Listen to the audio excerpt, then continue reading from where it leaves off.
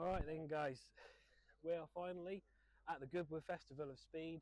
I know we've been away from filming for a while, but we're getting back on it. Sam's back, I'm back and we begin in the supercar paddock. with Ferraris.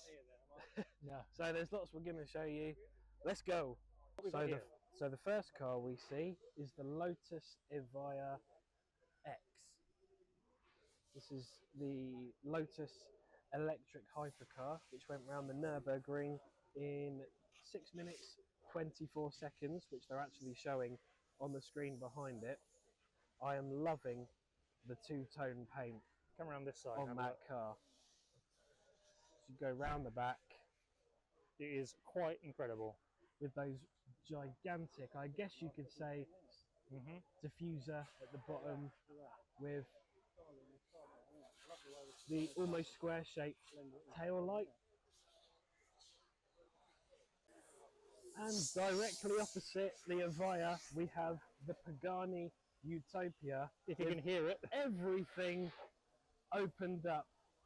This is essentially the replacement for the Huayra, and it's looking quite unique in the matte green paint, and Pagani's always looked amazing with all the doors and the bonnets open.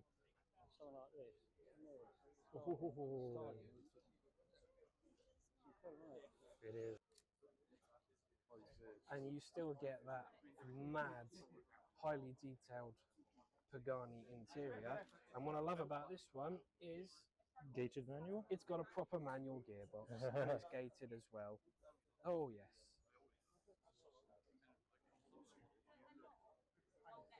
And next to that, currently being cleaned, the Huayra R, essentially the race spec of the Huayra, the same as what Pagani did with the Zonda R. This is just a bit more extreme, with it being a more modern version of the Zonda R. And over here, just next to the Paganis, is where I'll probably find my dad. There he goes. For most of the day. This is the brand new Aston Martin Valla.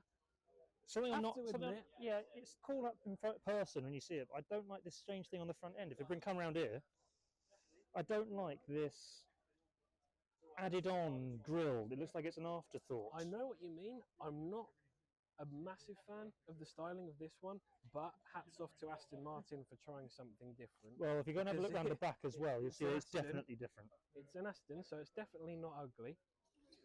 That said, I am loving the style of the old tartan style seats, should I say. This car feels very retro. I think that's probably what they were going for, until you get around the back with its very modern, very interesting style tail lights, and I am loving those wheels. As wheels go, they are very cool. Big old. I also forgot to mention this is also a manual. Nice to see the manufacturers bringing the manuals back. And right next to the Valla is the Aston Martin Valiant, which I believe is essentially a racing version of the Valla. I say that because of the stripes down the side and the fact that it has Fernando Alonso's name tattooed on it.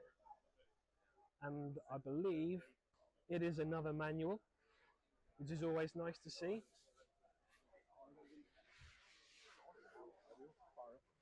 And I think this has got to be the best Aston we've seen, the Victor. I mean, take a look at that carbon fibre crossbeam in the back. You've got a similar style wheels to the Valla. It's an Aston Martin with side pipes, and as we know, side pipes are the coolest thing known to man. The F1 style steering wheel, I don't know if you can see that because of stupid reflections, and the good old-fashioned bucket racing seats.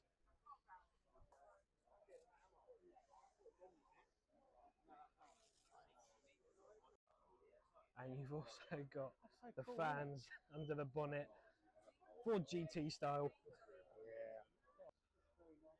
Yeah. I lied. This is the coolest Aston here, the Valkyrie. Aston Martin loving the letter V at the moment. We've got those proper low to the floor racing seats on this fully road legal car. 6.5 litre Cosworth V12 engine, gull wing doors. Yep, that's the coolest Aston here. And completing the row of Aston Martins next to the Vantage Coupe is the new DB12 Volante. It's been a while since we've seen the Volante name on an Aston Martin, and I think this has definitely got to be one of the best looking. Come around the side, it's got that gorgeous Aston Martin side profile, and of course that beautiful Aston interior that you could just sit in for days. That is a gorgeous, gorgeous car with a beautiful paint job as well. And opposite the Aston Martins, we come to the Ferraris. This one being the FXXK Evo, essentially a LaFerrari on crack. 850 horsepower V12 engine. It's insane. Okay, next to the Evo, the SP8.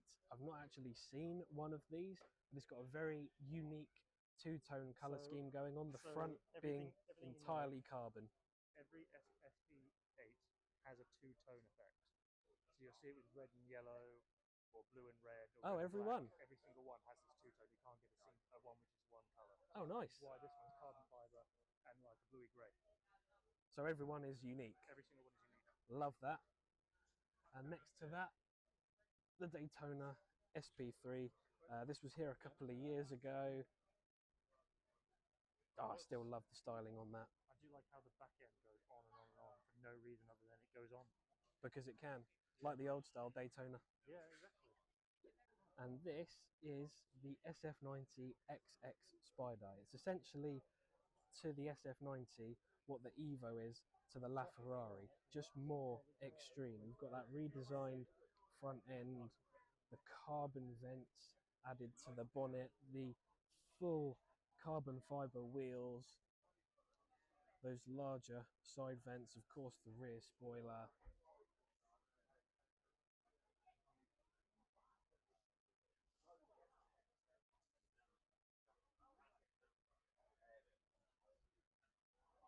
So the Avaya has moved. It's now got its doors open and parked at an angle, so we can see it a bit more. We've got the massive tunnel there for aerodynamics on either side, which just makes the car look fantastic. In keeping with that minimalist Lotus interior, but very modern. That looks like an incredible place to sit. And obviously, you've got the McLaren style doors, which work very well on this car. This is one of my favourites here so far, and we've only covered one row. So moving on to the next row is the new Rolls-Royce Spectre. This is their attempt at a fully electric car, but it's nice to see they're still maintaining their luxury style, even in the electric era. But it kind of makes sense for a Rolls-Royce if you think about it, because they're all about quietness and comfort. So up next we have a Singer Porsche with some very retro style rally wheels and an incredibly retro colour scheme. I think my favourite thing about this one is it's essentially got a table on the back.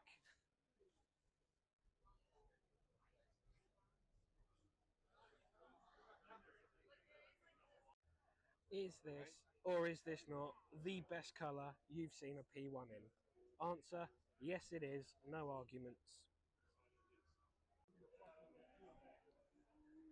And next to the P1, they of course had to have a Senna here. A car that styling has really grown on me over the years, particularly that now iconic swan neck spoiler with the triple up-facing exhausts. Yeah, I'm really liking the styling of the Senna these days.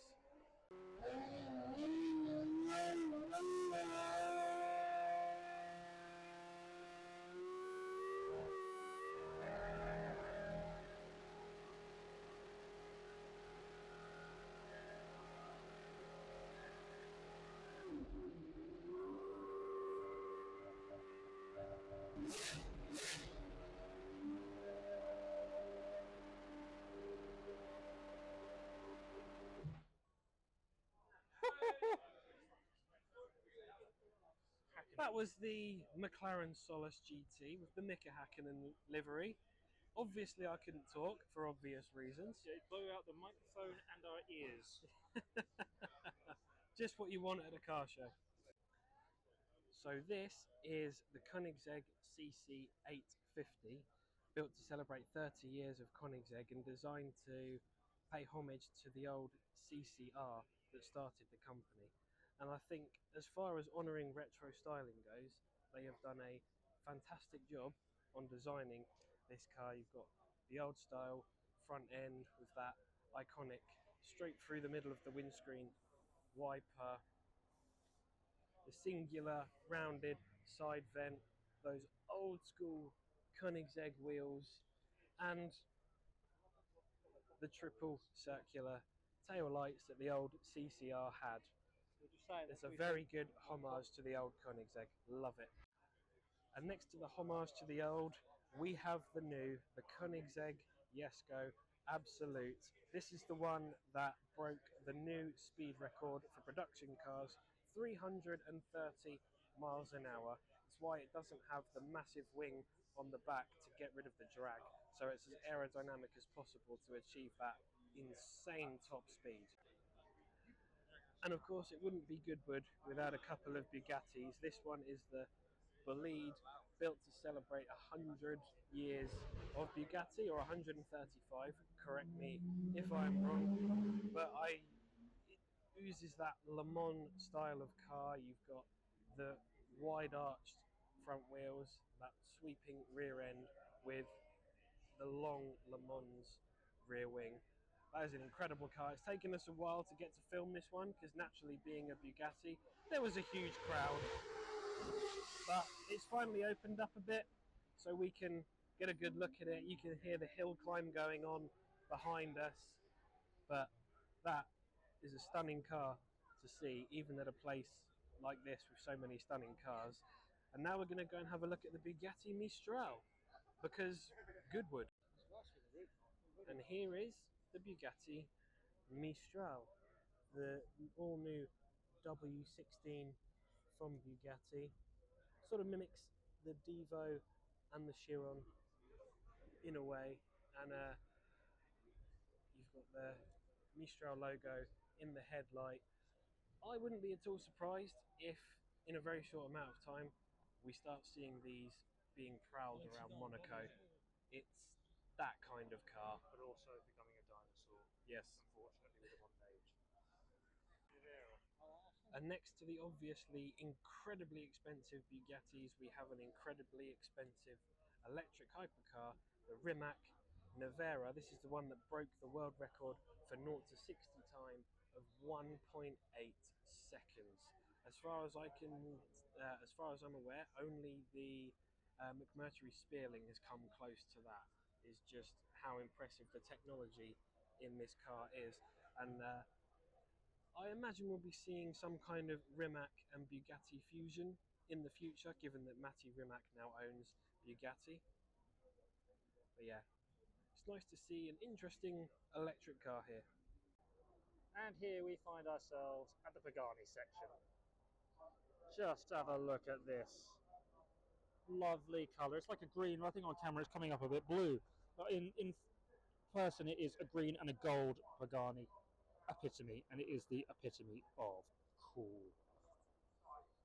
What this colouring we got going on here. If I bring it round for you. Something I just love about Paganis is the madness of the design. Gull-wing doors for the epitome. Such a massive rear wing. We can't get too close to it because it's an enclosure. I'm stuck behind the impenetrable barrier. And here we have the Imola Roadster. Flipping fantastic. Cannot get enough. Absolutely adore.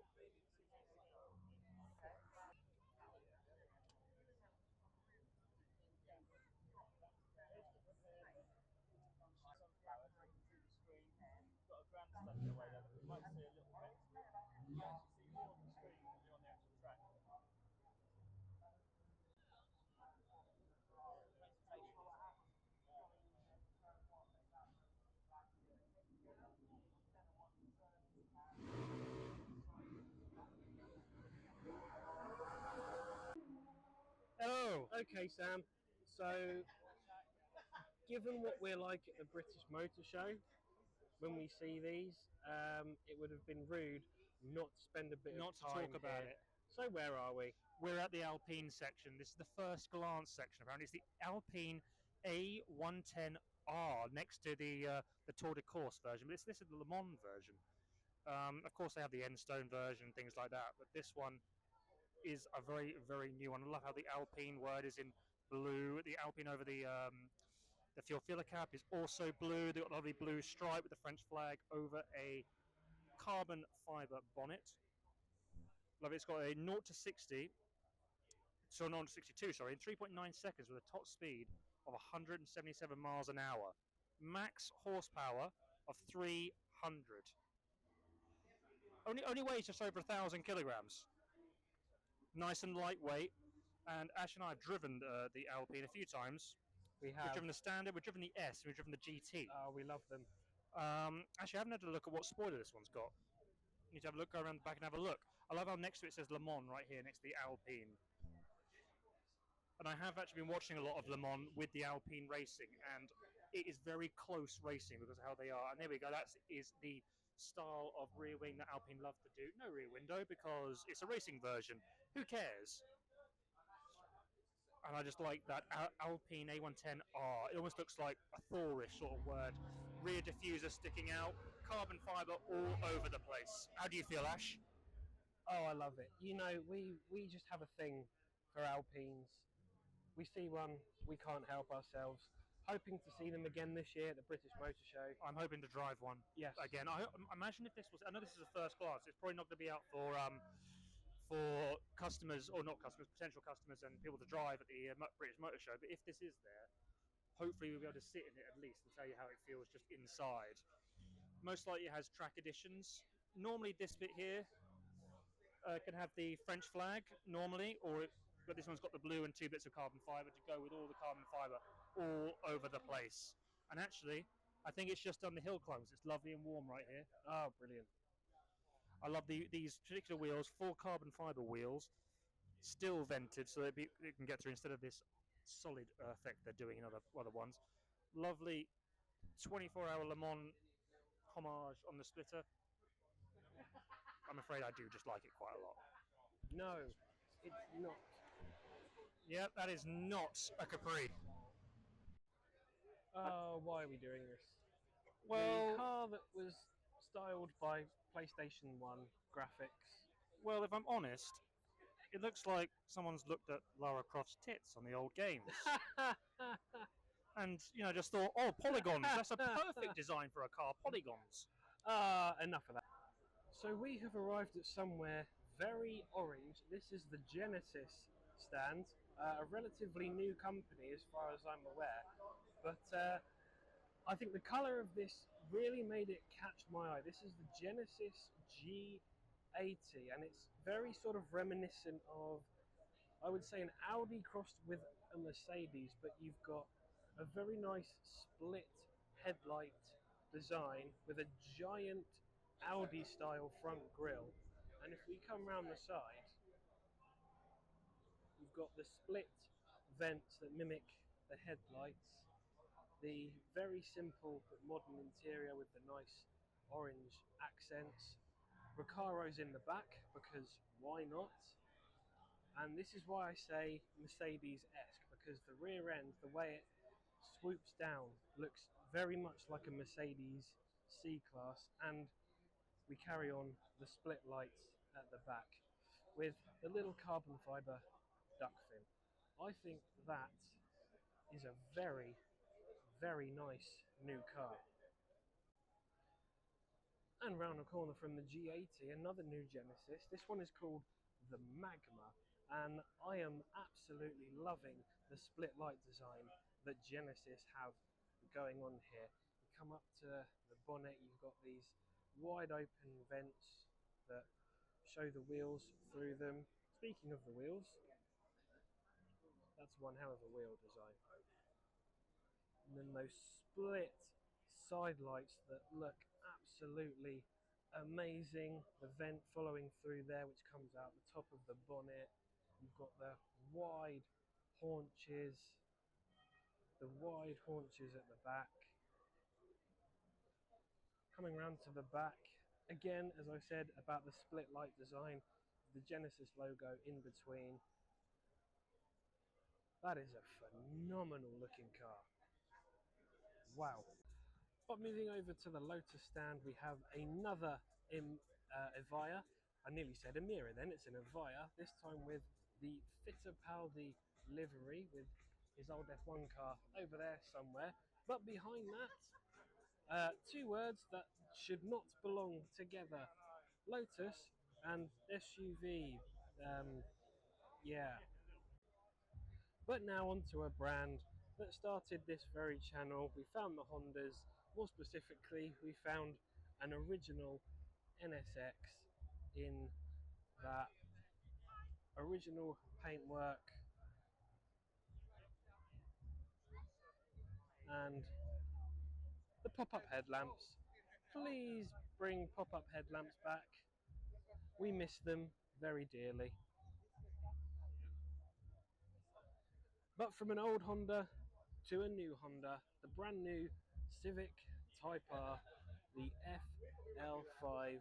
They've toned down the styling of the FK8 to make it look a little more subtle, a little bit more acceptable, less antisocial. And while I still don't think it's the best Type R, I wonder why, it's definitely an improvement over the FK8 styling. You still get that 2-litre turbocharged VTEC engine, but obviously because of modern legislations and whatnot, it is turbocharged, which means the VTEC is sadly lower down, but it's a Type R. We still love it. And then next to that, we have a brand new Prelude concept. Yes, they're bringing back a classic name, and unlike Ford, not ruining it by making it an electric SUV. They've turned it into a proper modern sports car, and while it is a concept, if it looks anything like this, I will be very, very happy with Honda.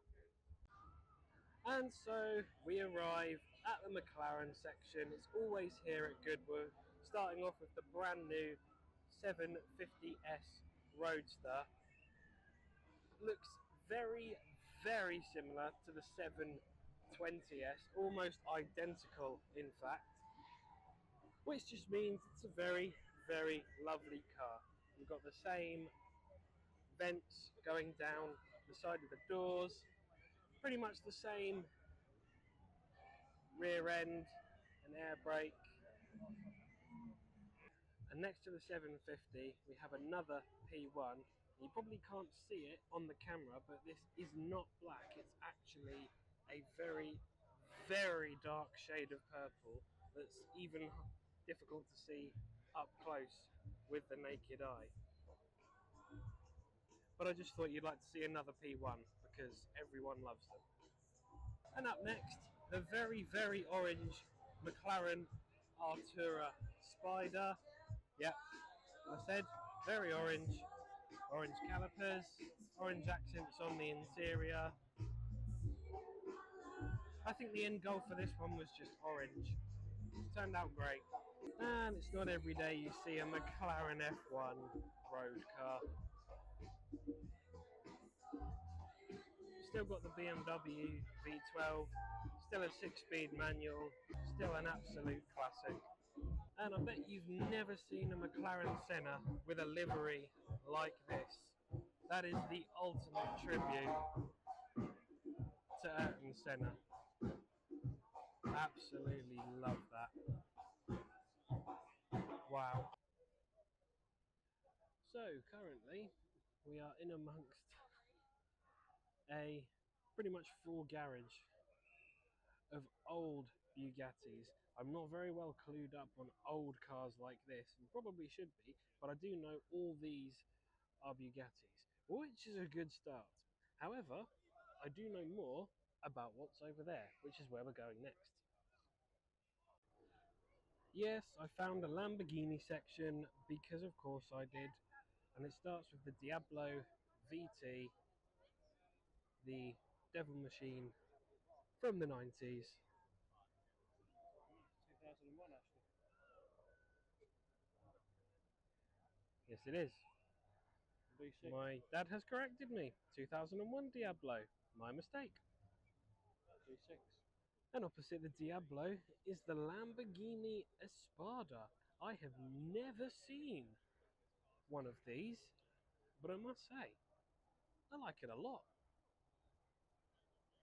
That old coupe style rear end with the glass. Yeah, I like that. And moving away from the Espada down to the original Countach, the car that basically gave birth to the concept of the dream car. Reportedly horrific to drive, stunning to look at. And next is the Lamborghini Huracan, another one I've never seen, famously driven by James May in the supercar cheap 10 grand challenge many years ago. The funniest thing about that was actually watching the electrics fail him, but was still an entertaining watch and still great to actually see one in person. And here is one I have never seen until now. The original supercar, the Lamborghini Miura. This is really where it all began. Four-wheel drive, mid-engined, V12, insane styling. This was the birth of the supercar as we know it today, and it is absolutely amazing to finally see one. Well, that does it for Goodwood Festival of Speed Another this long year. day. It's been a long day, with it being a 4-day festival and such a wide area to cover. It's quite difficult to do it all in one day, but one year we will get here for all 4 days. So sorry if we missed anything that you did see here that you wanted us to talk about, but hopefully we'll do it another time. Yeah. But in the meantime, there's a few more mods going on the Civic. They're going to be in videos, and hopefully in time for the British Motor Show in August, because once again, the Civic is going to be in the Motor Show for all 4 days, and we are again going to be there all 4 days. But until the next video, thanks for watching. Hit the red line to subscribe, and from me And me. we will see you in the next one.